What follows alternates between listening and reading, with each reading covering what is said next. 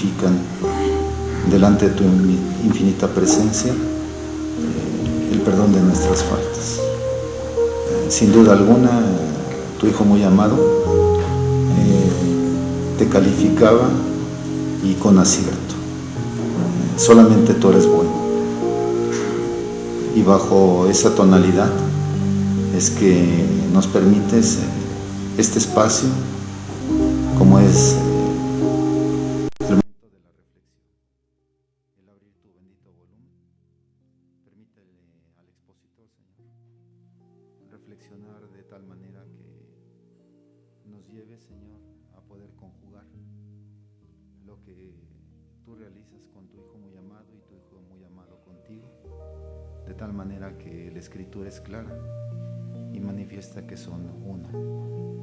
Permítenos a cada uno de nosotros podernos integrar en este plano y que podamos entender, Señor, que podamos ir saboreando, Señor, ir palpando lo que es verdaderamente el conocimiento tuyo a través de él y la buena dádiva. Ven tú a ser con cada uno de nosotros. Permítenos estar atentos, permítenos reflexionar, Señor.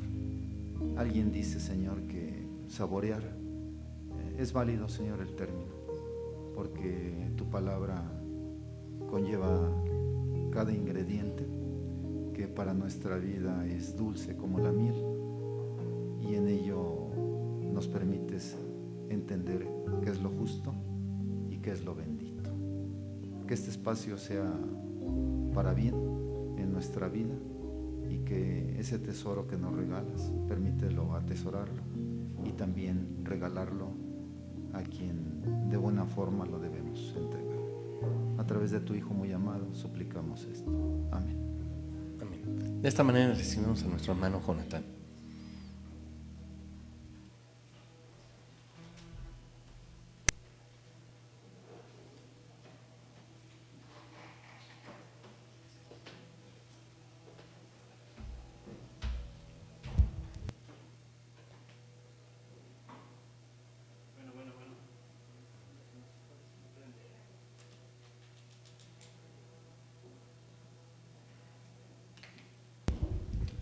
Pasa voz, hermanos.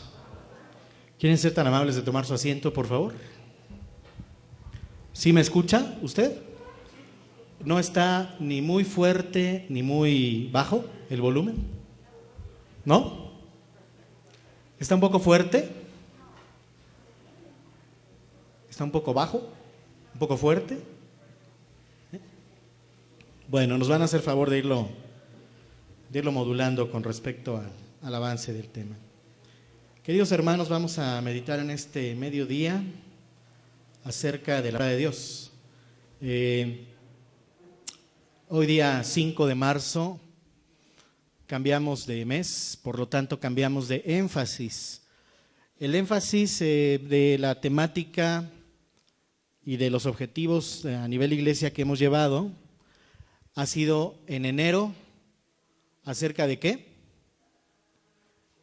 En enero fue ¿de qué? De comunión. ¿En febrero? En febrero fue edificación, muy bien. En marzo, ¿de qué es? Evangelización. ¿Usted ya lo sabía? Claro, los líderes de los departamentos sí, pero todos los demás.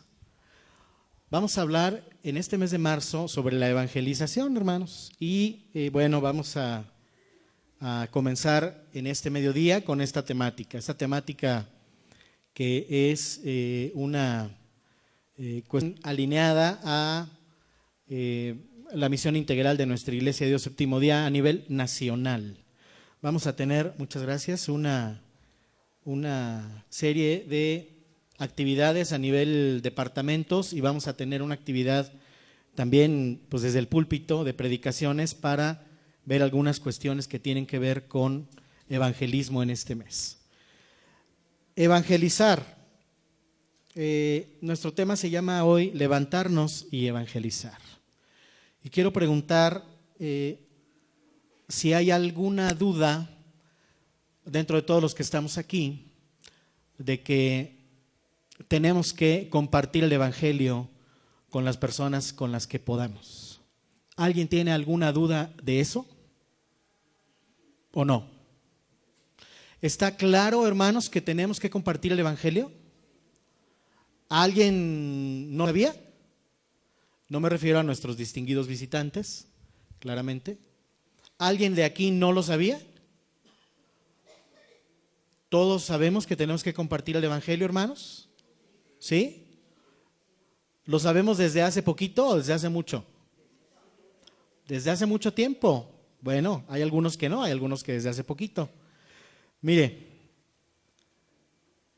el Evangelio de Marcos, capítulo 16, verso 15 y 16, dice aquí en la pantalla: y les dijo, id por todo el mundo y predicad el Evangelio a toda criatura. El que creyere y fuere bautizado, ¿qué le va a pasar? Será salvo. Mas el que no creyere, ¿qué?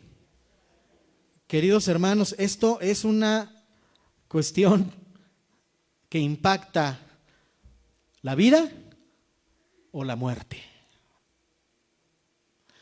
La responsabilidad que tenemos en nuestras manos entonces tiene que ver con la vida o con la muerte. No estamos hablando de la vida material. Aquí claramente el trasfondo de estas palabras que fueron dichas por el Hijo de Dios cuando estuvo aquí en la tierra es: id a todas las partes del mundo donde se pueda, donde alcances a llegar. Predica el Evangelio a toda criatura, a toda criatura. Y el siguiente verso es para que entendamos la responsabilidad que tenemos entre manos. El que creyere y fuere bautizado, perdón, son dos cosas: el que creyere y el que fue bautizado. ¿Se da cuenta? Son dos cosas, no es una. Son dos cosas, porque en nuestros tiempos hay quien cree, pero no se bautiza. Y también hay quien no cree, pero por emoción, por moda o por dejarse llevar por el momento, se bautiza. Esto es posible, hermanos. Esto ocurre hoy. Hay muchas personas que pertenecen a denominaciones cristianas, que se entregan a la adoración a Dios, pero que después de mucho tiempo, aunque creen, no toman la decisión de bautizarse. Esto pasa, esto ocurre y lamentablemente sí, es cierto. No estamos exentos nosotros, ¿o sí? No estamos exentos. Y también pasa lo contrario, hay personas que se hacen y por primera vez y porque alguien les habla o porque tienen un interés diferente, se empiezan a acercar y de repente llega la época de los bautizos y bueno, pues yo. Y aunque pasan por las pláticas prebautismales donde los pastores se encargan de verificar que la fe sea genuina, bueno, pues ellos son humanos y también se les puede escapar alguien, hermanos. Y de repente encontramos cristianos que se bautizan y que les dura la moda, pues a lo mejor un mes. Y después del mes, adiós. Hoy ocurren estas dos cosas. Pero, hermanos, eso no es una cuestión única de nuestra congregación. Esta es una cuestión global. Porque el mundo en el que vivimos, queridos hermanos, está muy complicado. Esa es la realidad. El mundo en que vivimos hoy está muy complicado. La instrucción que tenemos es esta, que está aquí plasmada en la pantalla, y son palabras del Hijo de Dios. Pero nos enfrentamos a un mundo muy complicado.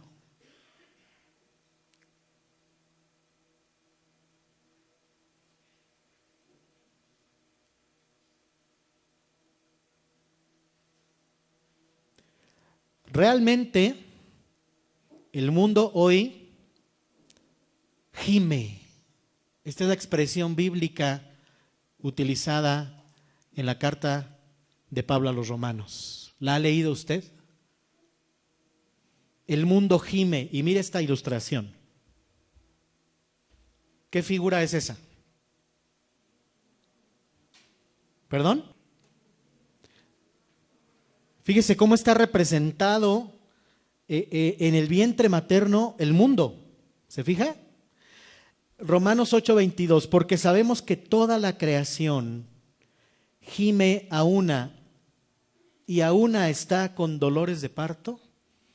Hasta ahora, fíjese hace cuántos años que el apóstol Pablo escribió esto. Hace muchos años ya. Pero pareciera que fue ayer, porque hoy la creación, el mundo, gime de dolor. Gime de dolor. ¿Y por qué gime de dolor? Bueno, ¿cuántos tipos de enfermedades y padecimientos existen hoy? ¿Cuál es la enfermedad más novedosa, hermanos? La más reciente. El Zika. ¿Qué es el Zika? ¿Qué es? ¿Es un virus? ¿Cómo se transmite? Por la picadura de un mosco. ¿Y dónde nació esto? ¿En África? ¿Y hasta dónde se ha propagado? Hermanos, ayer las noticias en Morelia decían, tenemos el primer caso confirmado de Zika en la ciudad de Morelia. ¿Cuántos casos hay aquí en la Ciudad de México? ¿Hay o no hay? Pues claro, porque vivimos en un mundo global, hermanos. Vivimos en un mundo global en el que se transportan mercancías y se transportan personas a todos los lugares. Y es lógico y es natural que aunque esto se originó en el otro lado del mundo, pues ya lo tenemos aquí también. Y antes del Zika, ¿cuál era, hermanos? ¿El qué? El chikungunya. ¿Y antes del chikungunya, cuál era? ¿Cuál era? La influenza, aquella que tuvimos en el 2009, ¿se acuerda? El virus H1N1, bueno, ya no es ese virus ya mutó. Entonces, ya las vacunas ya no pueden solamente contener antídotos para ese virus, porque ese virus ya cambió. Ya va en el H3, me parece, algo así. Ya lleva 2 o 3 mutaciones adicionales. Y esto solamente son las enfermedades por virus, hermanos. Hay enfermedades mentales, hay enfermedades emocionales, hay enfermedades, queridos hermanos, que se transmiten de otras formas. Hay enfermedades en lo que ingerimos, en los alimentos, en el agua. Usted dice, yo como frutas y verduras, soy muy sano, es más, me voy a hacer vegetariano para ya no tener enfermedades. Pues, ¿qué cree? También ahí existen. Entonces, las enfermedades, queridos hermanos, están por todos lados y también están en su casa y en la mía. También tenemos enfermedades, de todos tipos, de todos colores, de todos sabores. Aparte de las enfermedades, vivimos en un mundo de violencia, hermanos. Y vivimos en un país en donde antes usted podía decir, si me voy a tal ciudad, esta está libre de violencia. Hoy, dígame, nómbreme una ciudad que esté libre de violencia. Una. ¿Existe? No, hermanos. Hasta en los pequeños pueblitos se están dando cuestiones de brotes de violencia. ¿Sabe por qué? Porque la violencia antes era de afuera hacia adentro de la casa. Pero hoy, la violencia es de adentro hacia afuera. Hoy las personas violentas, hoy ya no es cuídate con quién andas, cuida tus amistades, porque puede ser que tus amistades te influencien mal y entonces te conviertas en agresivo y violento. No. Hoy ya ese concepto cambió. Hoy la violencia se engendra en casa. Y perdóneme, la engendran los padres. O los abuelos. O los tíos. Hoy la violencia es de adentro hacia afuera. Por eso, hermanos, por todo esto, y solo son 3 ilustraciones, hay mucho más. Pero vivimos en un mundo que gime de dolor. Y gime con dolores de parto. Porque hay cosas que no se pueden soportar y que no se pueden aguantar, que a duras penas logramos vivir con ello. Pasan cosas tan fuertes y tan tremendas en el mundo que mucha gente, toma decisiones radicales. Y por eso tenemos un alto índice, queridos hermanos, hoy pues de gente que para evadirse del mundo pues elige drogarse, elige alcoholizarse, que es una forma de drogarse, o elige suicidarse, o elige herirse a ella misma, o elige tener un escape, y a veces ese escape es un escape tan violento que lo tiene que hacer de manera oculta. Este es el mundo de hoy. Y usted y sus hijos, y los míos también, estamos en medio. Es grave lo que ocurre, sí. Es muy grave. ¿Cuándo se va a acabar? ¿Cuál es el final de todo esto? ¿Va a llegar un presidente de la República Mexicana que pueda remediar todo esto? ¿Va a llegar un Donald Trump a la presidencia que va a arreglar todo esto? ¿Va a llegar un presidente de la Unión Europea que pueda arreglar todo lo que pasa? Pues no, la realidad es que no. Pero el mundo hoy se parece al mundo que existía hace muchos años. El mundo que existía antes de los días de Noé y durante los días de Noé. ¿Recuerda haber leído cómo era ese mundo? ¿Recuerda haber leído eso? Génesis 6.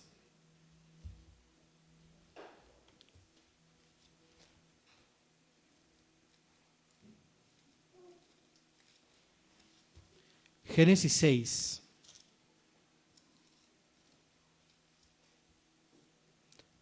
Del 1 en adelante dice: aconteció que cuando comenzaron los hombres a multiplicarse sobre la faz de la tierra, y les nacieron hijas, que viendo los hijos de Dios que las hijas de los hombres eran hermosas, tomaron para sí mujeres, escogiendo entre todas.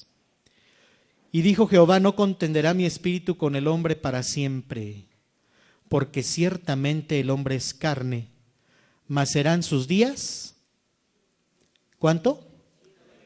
120 años, hermanos. Antes de este texto, los hombres vivían mucho más tiempo. Mucho más tiempo. Hallamos hombres en la tierra de 900 años. En las lecturas de los capítulos previos, y solamente hay 5 capítulos previos, encontramos hombres de 600 años, de 700 años. El más longevo de 969 años.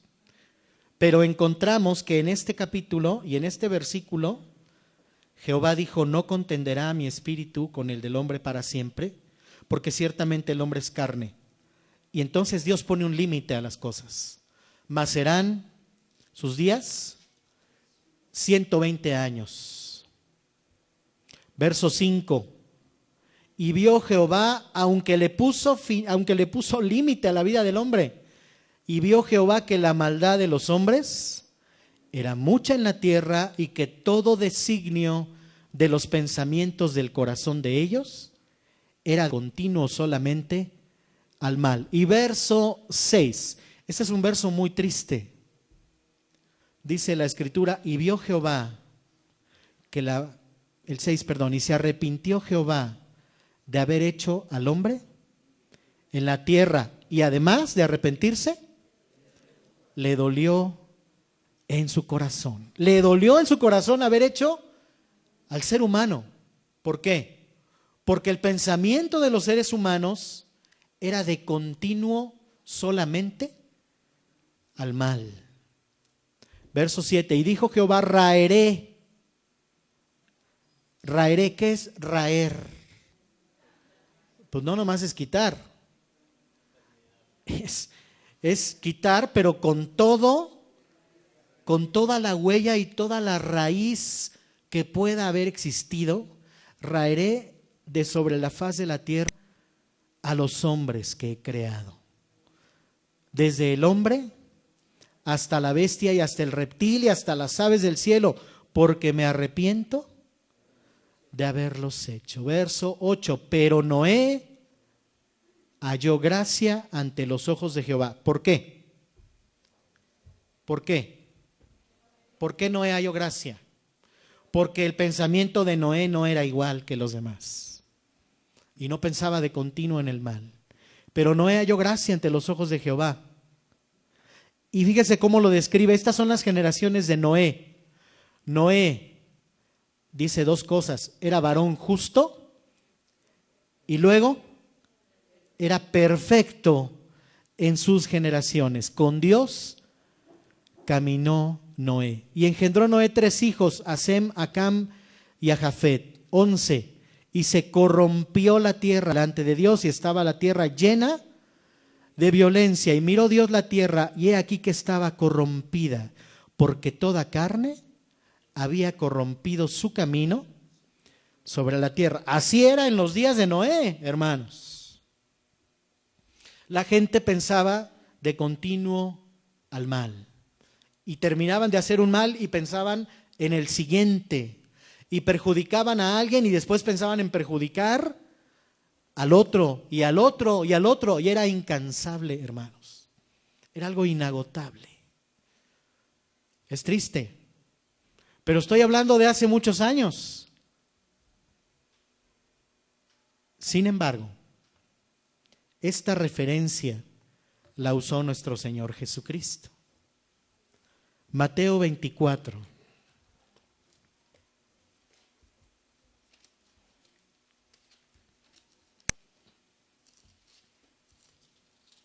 Mateo 24, 37 en adelante.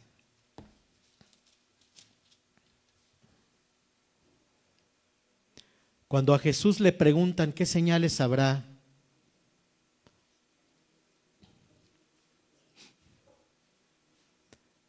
¿qué señal habrá de tu venida y del fin del siglo o del fin del mundo?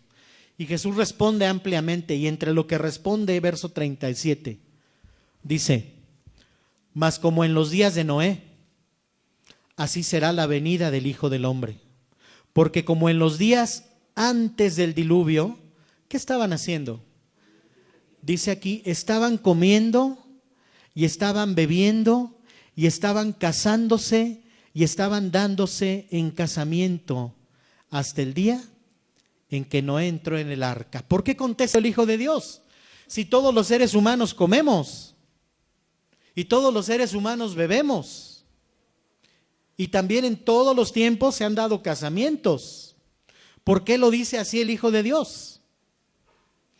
Porque recordemos que en los días de Noé las cosas que se hacían pensando en el mal.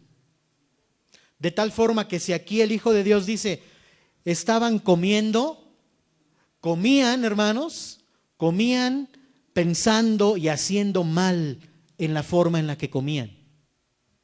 Si aquí dice estaban bebiendo, significa que como su pensamiento era de continuo al mal, bebían pensando en el mal y bebían haciendo mal. En aquel entonces su pensamiento era solamente el mal, por lo tanto, si se querían casar, lo hacían de manera maligna. Y si se querían dar en casamiento, lo hacían de una manera maligna también. Porque todas las actividades que hacían, todas las actividades del ser humano están regidas por sus pensamientos, o casi todas. Por lo tanto, lo hacían para mal. Y el Hijo de Dios está diciendo aquí que estaban comiendo y estaban bebiendo y se estaban casando y se estaban dando en casamiento pensando solamente en el mal.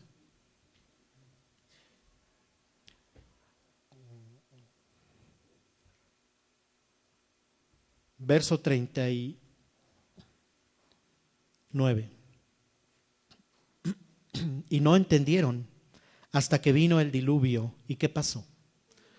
Y el diluvio se los llevó a todos. Así será también la venida del Hijo del Hombre, porque entonces estarán dos en el campo y el uno será tomado y el otro será dejado. Dos mujeres estarán moliendo en un molino y la una será tomada y la otra será dejada. Velad pues, porque no sabéis a qué hora ha de venir vuestro Señor. Queridos hermanos, ¿usted ya sabía esto?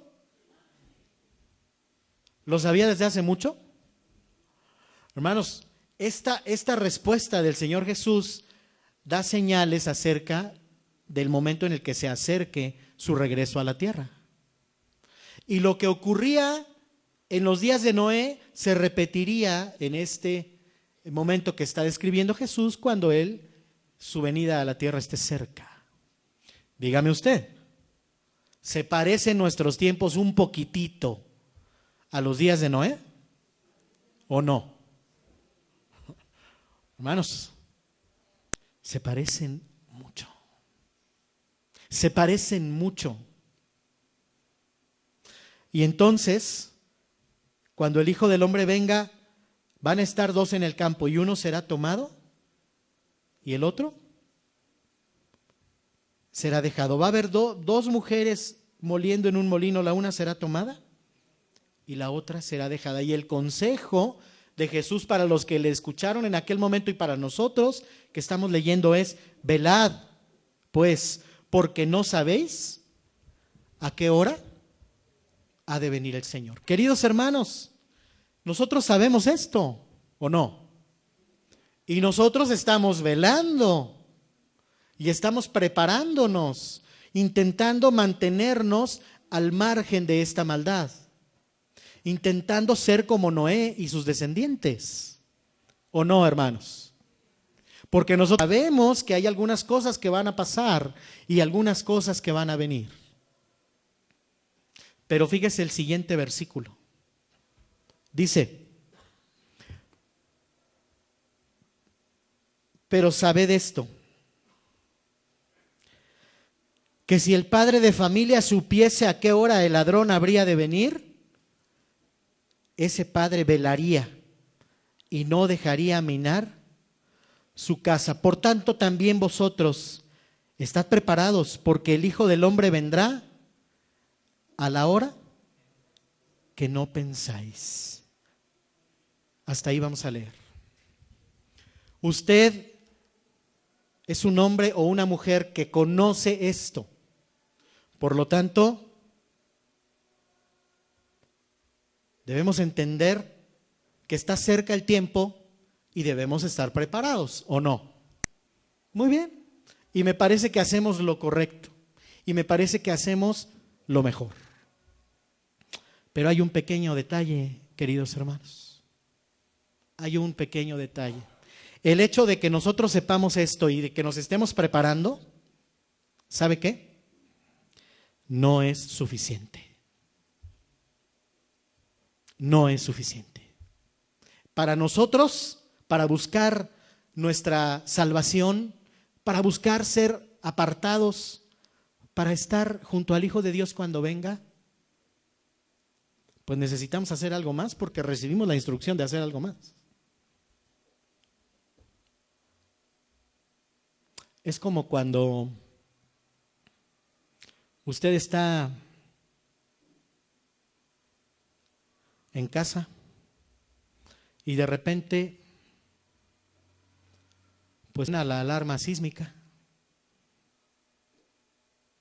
y usted sabe que algo va a pasar, ¿no? Y suponga que hay alguien de sus vecinos que no haya escuchado la alarma sísmica. ¿Usted qué hace? Tiene dos opciones, ¿no?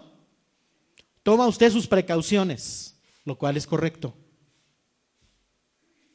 Pero tiene la opción de avisarle al vecino. Y también puede usted elegir no avisarle al vecino. Si usted sabe que va a pasar algo grave, y es el único miembro de su familia que lo sabe, por lógica, ¿usted qué hace? ¿Usted le avisa a su familia o no? Pues claro que sí. Aún si viven lejos, hay que usar para algo, para las cosas positivas, los medios de comunicación que hoy tenemos. Usted les avisa. También podría no avisarles, ¿no? Pero ¿por qué sí les avisa? ¿Por qué? Porque los quiere, porque le preocupan, porque le gustaría que ellos también se prepararan, ¿no? Me parece algo de lógica. Bueno, pues ¿sabe qué? Con esto que sabemos, sucede exactamente lo mismo, exactamente lo mismo. Nosotros sabemos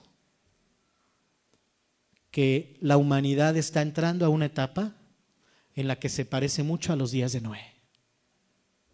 Pero hay mucha gente en este mundo y en este país y en esta ciudad que no se da cuenta, que no lo sabe.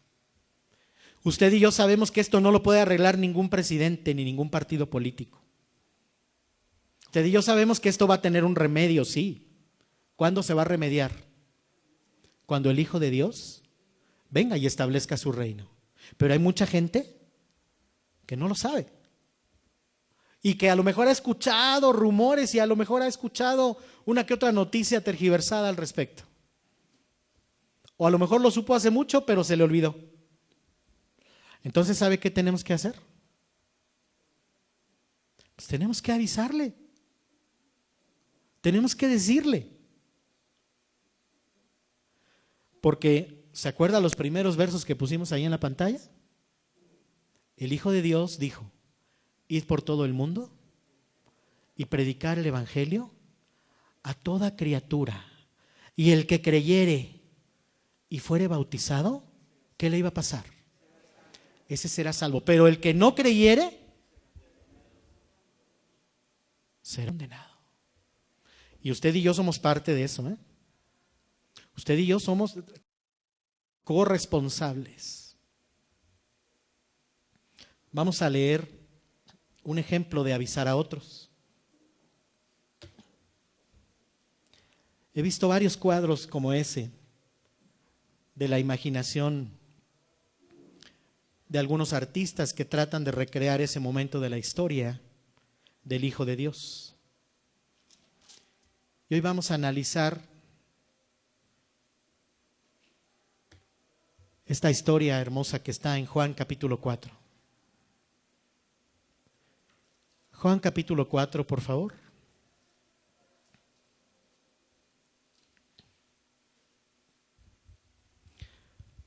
Juan capítulo 4, del verso 1 en adelante vamos a leer.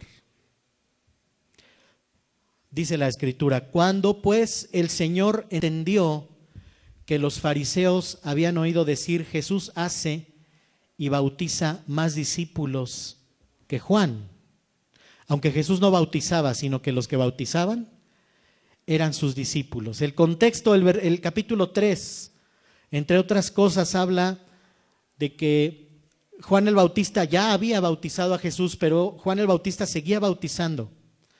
Y por otro lado, Jesús y sus discípulos estaban en otra parte y ellos bautizaban también.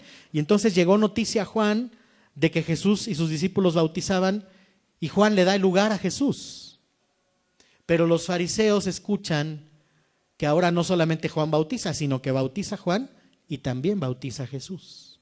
Por eso, el verso 1 del capítulo 4 dice: cuando pues el Señor entendió que los fariseos habían oído decir: Jesús hace y bautiza más discípulos que Juan, aunque Jesús no bautizaba a sus discípulos, entonces Jesús salió de Judea y se fue otra vez a Galilea. ¿Sabe cuántos kilómetros hay de Judea a Galilea? Aquí se lee muy fácil. Jesús salió y determinó salir de Judea y se fue otra vez a Galilea. Hermanos, hay como 85 kilómetros de Judea a Galilea. Usted dice: bueno, pues fácil, lo recorro en automóvil. ¿Cuánto recorremos 85 kilómetros? pues 1 hora, ¿no? Y ya yéndome a baja velocidad antes de que me llegue la fotomulta, ¿no? En este tiempo, hermanos, este recorrido fue hecho a pie. Y ojalá y hubiera habido caminos muy hermosos, ¿no? Pero había una zona montañosa y había una zona desértica. Y dice el verso 4, y le era necesario pasar ¿por dónde? Por Samaria, porque de Judea a Galilea había 2 rutas. Usted puede consultar un mapa. De Judea a Galilea podía irse por la costa, pero era el camino largo si se iba por la costa. Y había un camino en línea más recta, pero tenía que atravesar montaña. Y el Hijo de Dios y los discípulos se fueron por el camino corto. Y entonces atravesaron zona de montaña y atravesaron zona desértica. Y en medio de esa ruta entre Judea y Galilea estaba la región de Samaria. Y la región de Samaria, pues era famosa. La región de Samaria era famosa porque ahí había un grupo de personas que, bueno, pues el pueblo de Israel no los consideraba sus hermanos. Al contrario, los consideraban pues como paganos, porque los samaritanos eran mal vistos. ¿Por qué eran mal vistos los samaritanos?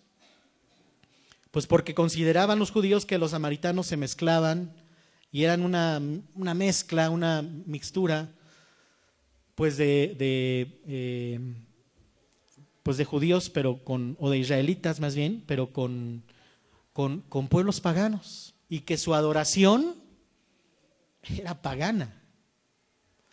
Y eran vistos, pero como lo peor, hermanos, los samaritanos. Y entonces pasaron por Samaria, verso 5. Vino entonces a una ciudad de Samaria llamada Sicar. Antes esta ciudad se llamaba Siquem y pasaron muchas cosas históricas aquí. Pero la ciudad era en este momento llamada Sicar, junto a la heredad que Jacob dio a su hijo José. Verso 6, Juan 4, 6. Y estaba ahí el pozo de Jacob. Y entonces Jesús, ¿cómo estaba Jesús? Cansado del camino. ¿Por qué estaba cansado del camino? Pues era lógico, 80 kilómetros, póngale usted que Samaria estuviera a la mitad, pues eran 40 kilómetros, eran varios días de recorrido. 40 kilómetros, cansado del camino, se sentó junto al pozo que se llamaba el pozo de Jacob, y era como la hora sexta. ¿Qué hora es la hora sexta? Hay diferentes versiones, pero la que muchos historiadores coinciden es que era el mediodía, las 12 del día. Después de 40 kilómetros, probablemente no fueron en un solo día, o probablemente sí, pero después de un recorrido en zona montañosa y en zona desértica, el Señor Jesús llega a ciudad de Sicar y se sienta en el pozo de Jacob, y él estaba cansado y se sentó junto al pozo. Y era cerca del mediodía. Calor, cansancio, polvo.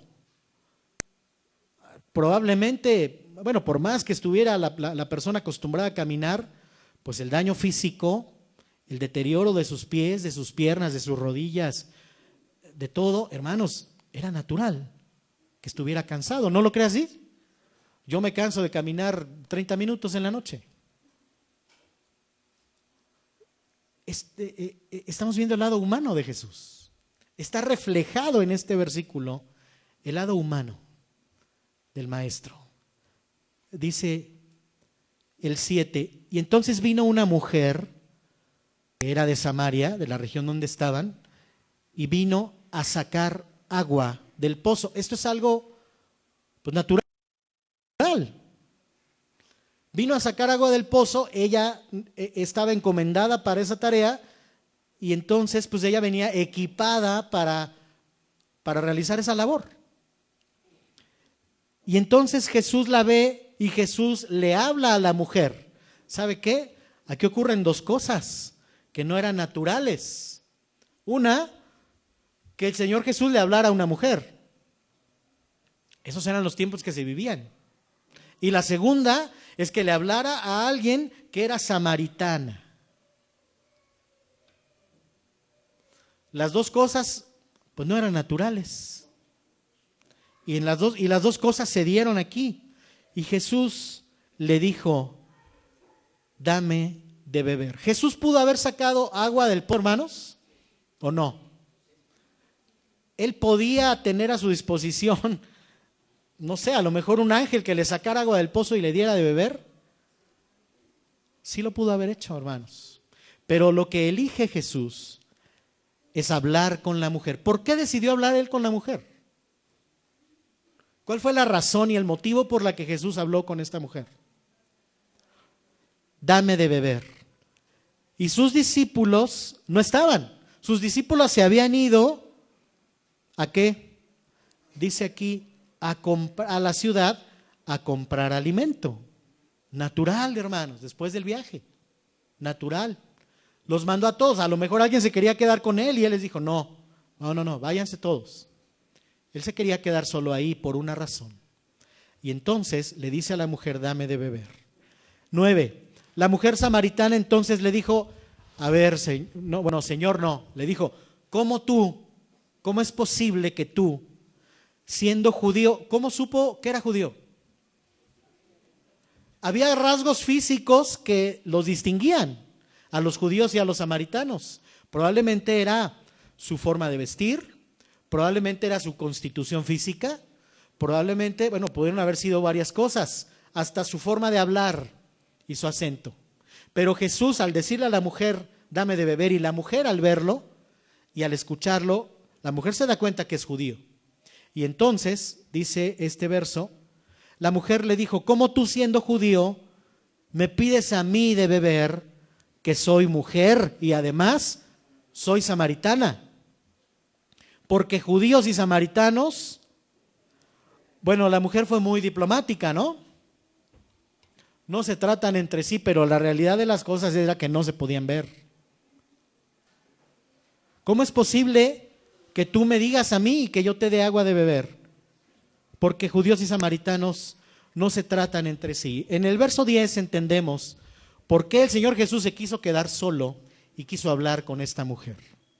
Responde Jesús y le dijo, si tú conocieras el don de Dios y quién es el que te dice, dame de beber, tú le pedirías y él te daría.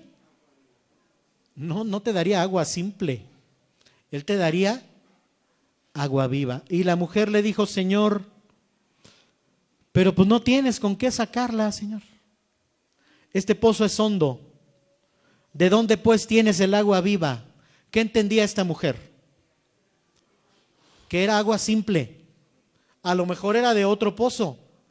A lo mejor era purificada, a lo mejor tenía algún tratamiento, pero era agua simple lo que ella seguía. 12.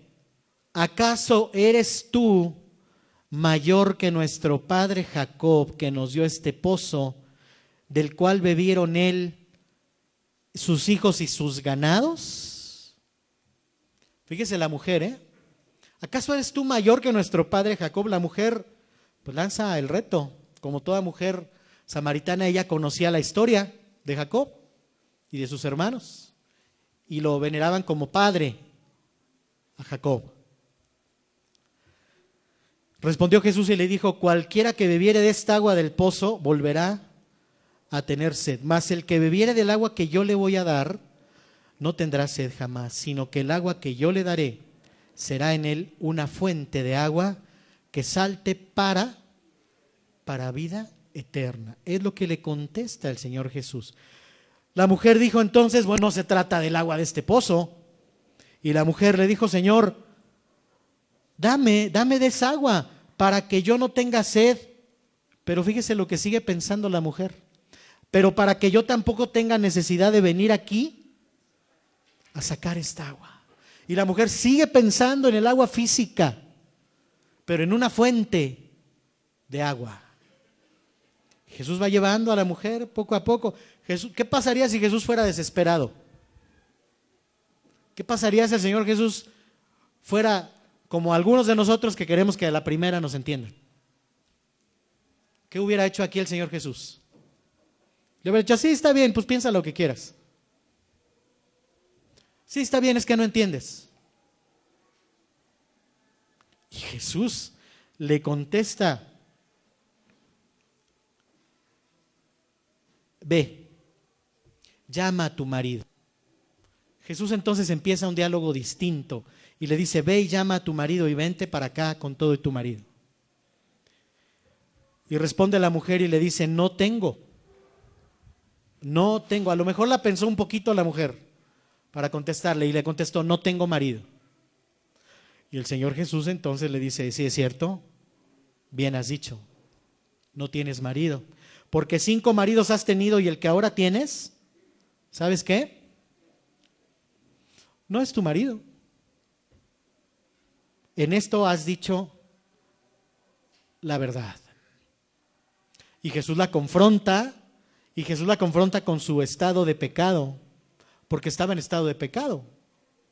Y Jesús la confronta con el pecado de ella misma, y la mujer se queda sorprendida y le dice, Señor, me parece pues que tú eres profeta, porque ¿cómo sabes tú esto? Que yo no te he dicho nada, nada más con verme. Yo creo que eres profeta, Señor. Y la mujer entonces entiende unas cosas distintas a las que entendió con lo anterior.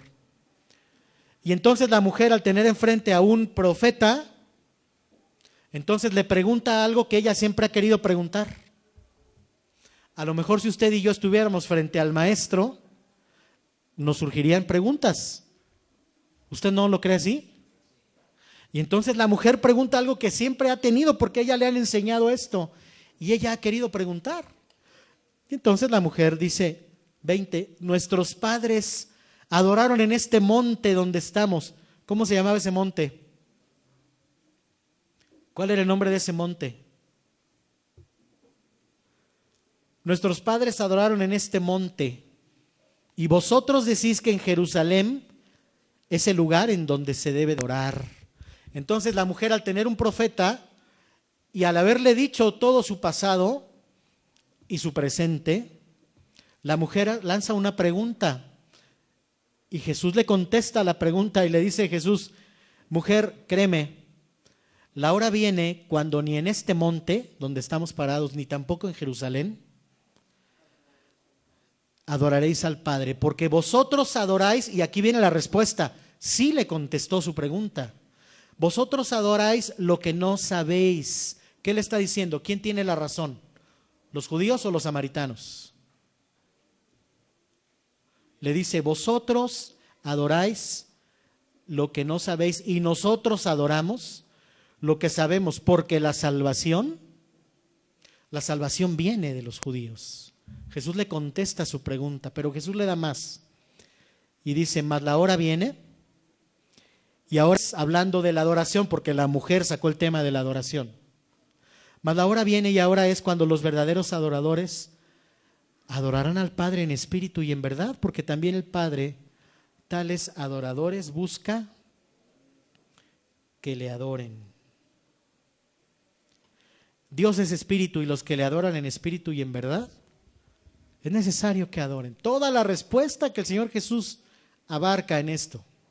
Y dice 25, le dijo la mujer, este texto lo tocamos con los varones hoy, sé que ha de venir el Mesías llamado el Cristo, y cuando Él venga, Él nos va a declarar todas las cosas. Y Jesús, que había hablado en parábolas en otros momentos, que había dicho cosas ocultas y que en secreto en algunas de ellas se las había revelado a sus discípulos, a esta mujer pecadora, a esta mujer samaritana, Jesús le contesta, verso 26, ¿esperas al Mesías? Bueno, ¿sabes qué?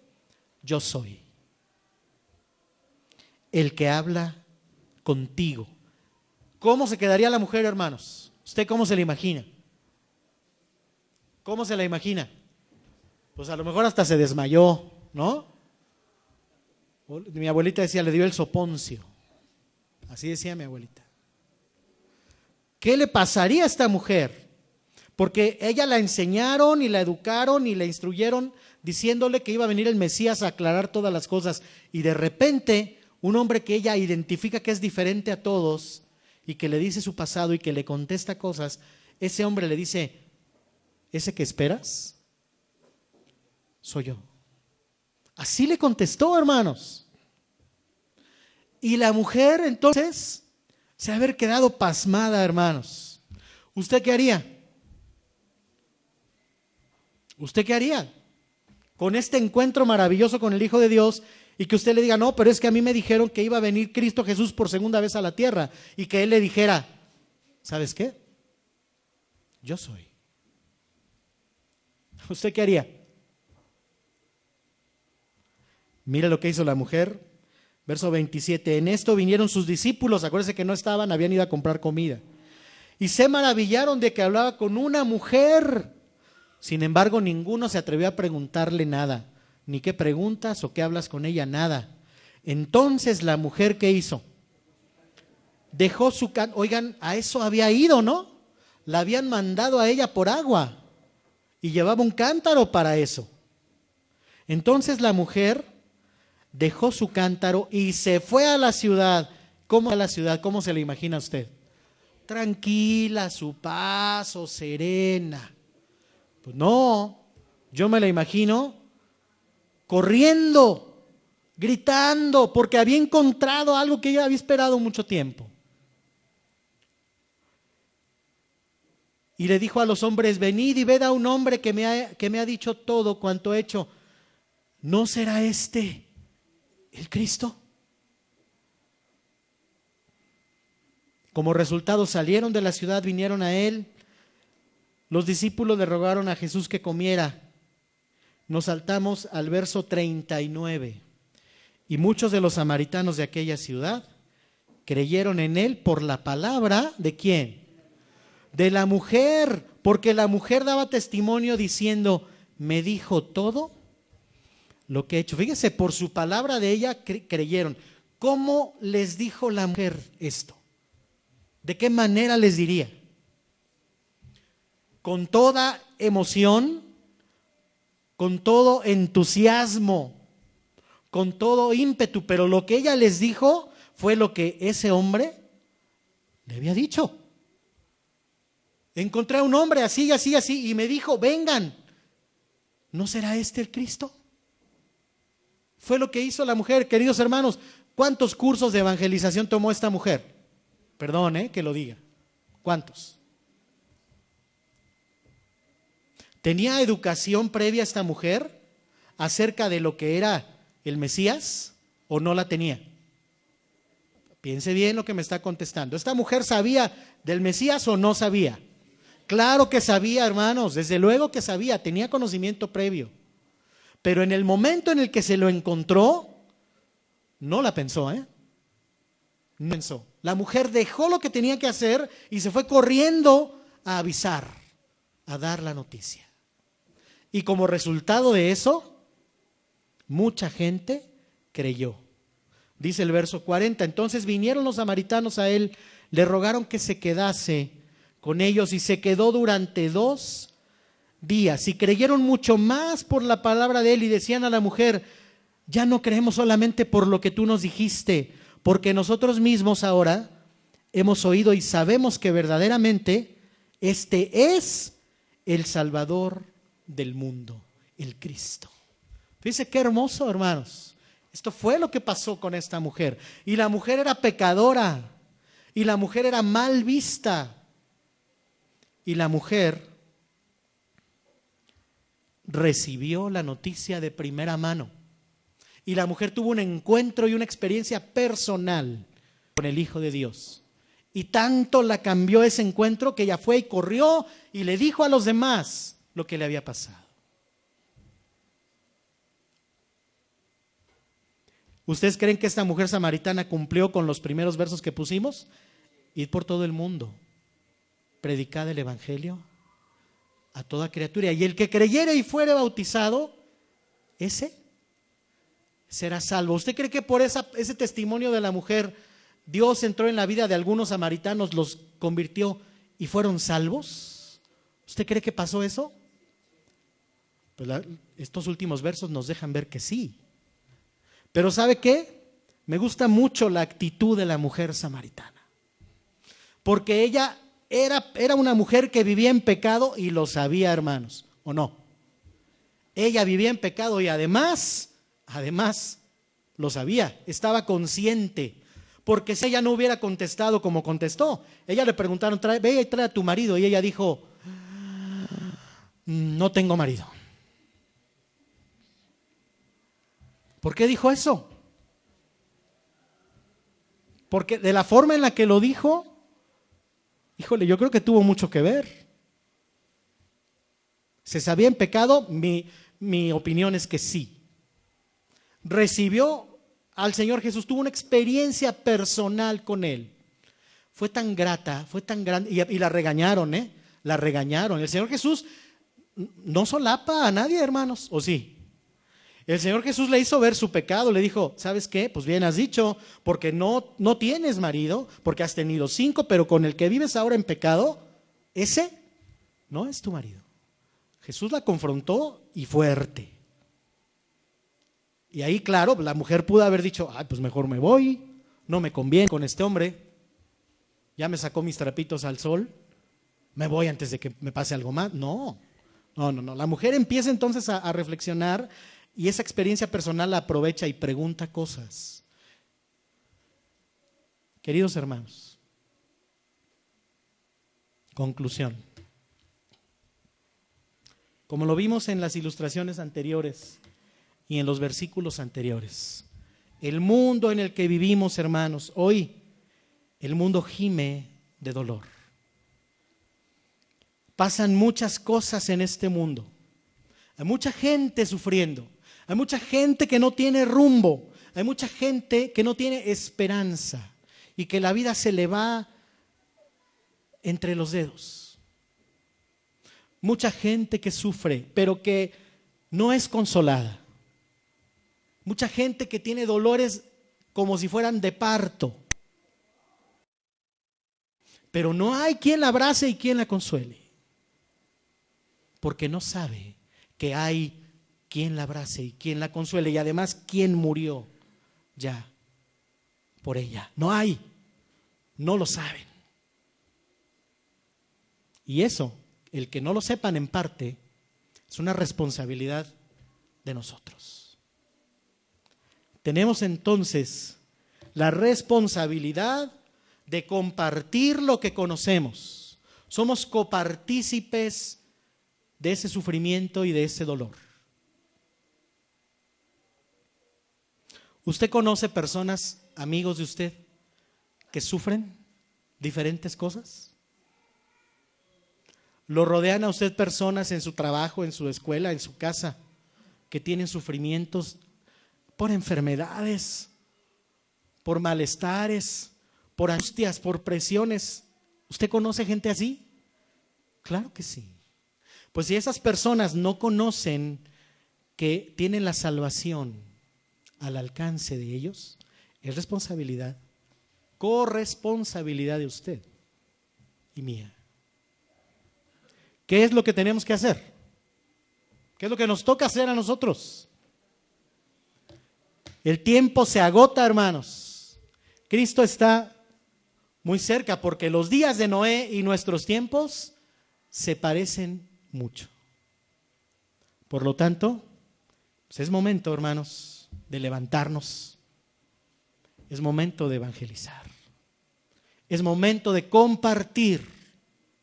Es momento de decirle a otros, como la mujer samaritana, yo he tenido un encuentro personal con el Hijo de Dios. Y me fue así y así y así. Y me dijo, y me encontró mal, me encontró en pecado. Sí. Pero ¿sabes qué me ofreció? Me ofreció algo que yo no tenía.